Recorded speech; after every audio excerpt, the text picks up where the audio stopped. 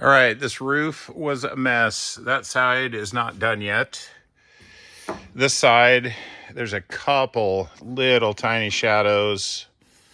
That's almost just orange peel in the paint. This is just body filler. This is Rage Gold. Little tiny skim. And the block of choice for this has been this guy. It's the same length as an air file. And it is 120 grit. So, gonna flip the car so I can get to the other side of the roof and keep blocking.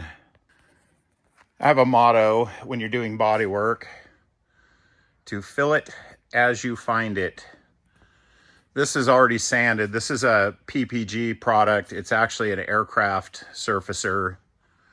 And the darker, that's where it hasn't been sanded yet. And so this kind of self-guide coats, you can see I got a little tiny shadow there. But what happens if you don't fill these little things as you find them, like right there, that is a low spot. You can see the yellow, that's where it broke through the primer down to the epoxy. And what happens is you get going along and you don't fill it as you find it, and then you forget, and then you prime, and then you block again, and then you're like, there's a spot I missed. And then you got to kind of do the whole process over again in that spot. And like right here, should have filled that before I primed last time. So I'm not Bad Bondo or Billy Chad, but that's my motto: fill it as you find it. So before I fill this, I'm going to take this little piece of 80 grit and I'm going to scratch that real good, like, because I want this stuff to stick.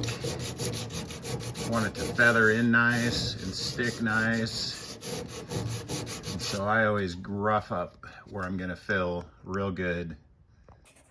So now this spot can be drying real good while I'm sanding the rest of the car. And then when I get done with the rest of the car, got all this little detail work to do, I can come back at the very end, sand that down, and then lay another coat of primer on it. I started with 120 grit dry, and now I've gone over this with 220 grit dry. And right up here, this is lead where it broke through a little bit. This is just metal. And you can see the yellow, that's the epoxy primer. Anyway, this whole area, obviously it's not dented there. That's just how good the factory did it, or I should say how bad. But I'm gonna fill that. So basically you got high spot, high spot. This is all low. You got a little low spot right there even. I've got this filled.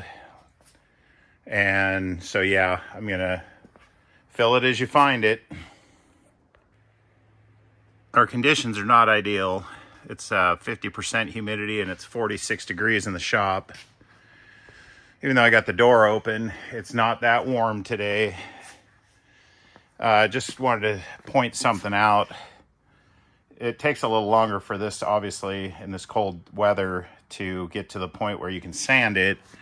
But a little trick that I do, I already scratched it, and you see that white line? So if you take your finger, you see it's kind of white after you scratch it. It's still pretty soft, but it's getting hard enough that you could lightly start roughing that in. Can't sand it to final, but could definitely rough it in at this point. Okay, it's a little thing, but if you want your stuff to look really clean when you're done, you see this corner has a nice radius. And then you come over here, in this corner, let's cover that with my hand, and you can see it's got this weird,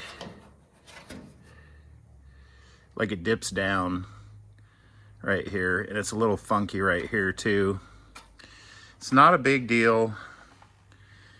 But if you fix all this little stuff, these little tiny details, and there's a little low spot here too, it will make the job seem so much more professional by the time you're done. if you just take care of those little details like that. Another little detail to make this thing perfect. Right here, this body line dips down just barely, and honestly, you could soft block over that and probably 99.9% of the people would never notice. But I'm gonna scratch this up real good and just put the lightest skim coat so that that thing is perfect. This quarter panel's blocked completely out now with 220 dry. And other than this little spot right here where the body line was low, it's pretty darn dialed, especially this wheel opening. I had to do a bit of rust repair in there. And that turned out pretty darn good. It's got one tiny spot right there where it broke through, but it's pretty dialed.